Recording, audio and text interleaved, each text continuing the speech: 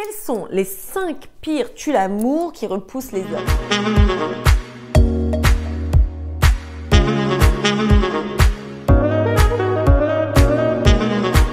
Bonjour et bienvenue dans cette nouvelle vidéo toujours destinée à améliorer ta vie de femme, la transcender et accéder au meilleur. Je suis heureuse de vous retrouver pour une nouvelle vidéo qui va, je l'espère, vous permettre de comprendre certains faits.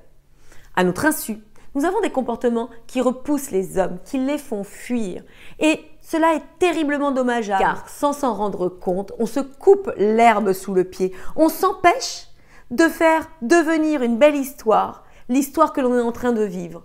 Car l'autre ne nous connaît peut-être pas assez, ne sait pas qui l'on est réellement, n'a pas eu le temps de nous découvrir. Et certains faits comme ça vont aveugler l'autre, le faire partir, alors qu'il serait d'une extrême importance de connaître tous ces faits pour se donner toutes les chances de son côté. Mais avant de commencer, je vous reparle de mon livre « Rendez dingue tous les hommes ».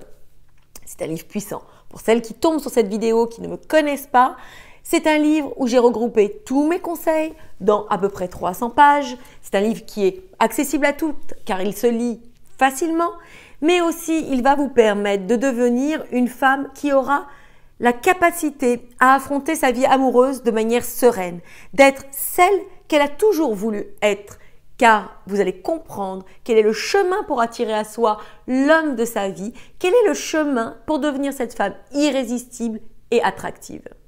Mais sans plus tarder, rentrons dans le vif du sujet et commençons à expliquer quels sont les 5 points qui repoussent profondément les hommes.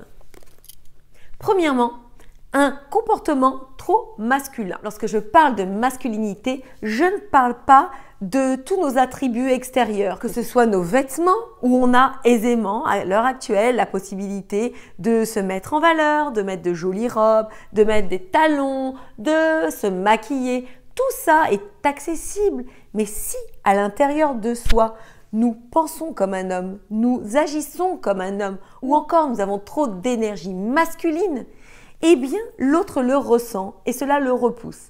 Car comme j'en parle souvent, et vous pourrez retrouver tous ces détails aussi dans le livre, les hommes n'ont pas envie de se mettre avec d'autres hommes.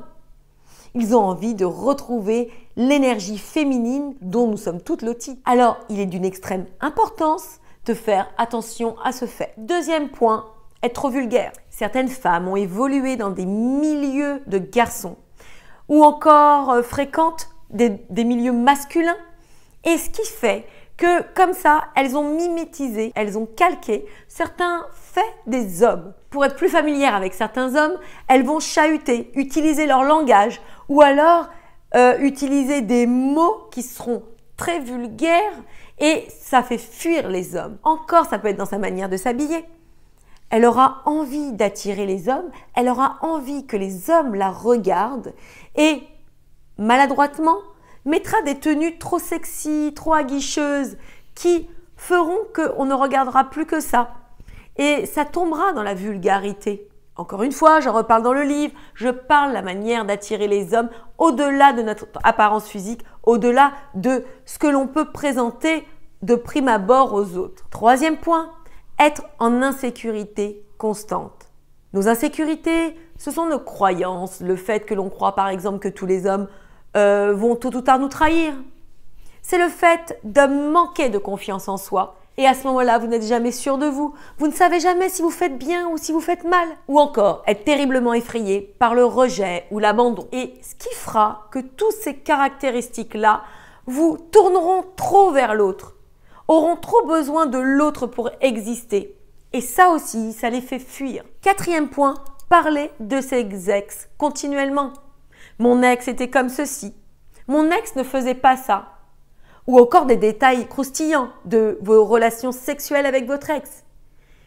L'autre n'a pas envie de savoir ce qui se passait avant vous. Si ce ne sont pas des choses constructives pour la relation, eh bien, ça n'a pas lieu d'être là. Et cinquième point, être trop en demande. Trop en demande de l'autre. Car ça lui met une certaine pression, ça lui met de l'angoisse, car il ne pourrait peut-être pas être capable de vous redonner tout ce que vous lui donnez.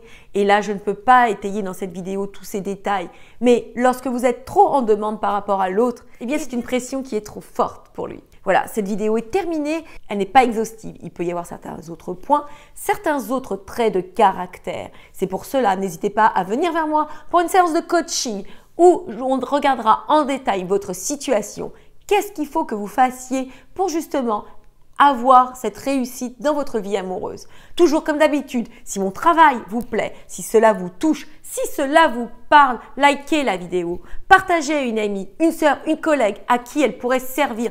Abonnez-vous à cette chaîne, comme ça vous êtes sûr de recevoir toutes mes vidéos dans votre feed YouTube tous les matins, car il est bien connu, lorsque l'on quitte un peu nos éléments motivateurs, on peut retomber dans nos anciens travers. Donc il est bon de vous enrichir continuellement, de vous équiper pour justement changer, passer dans une autre perspective de vie.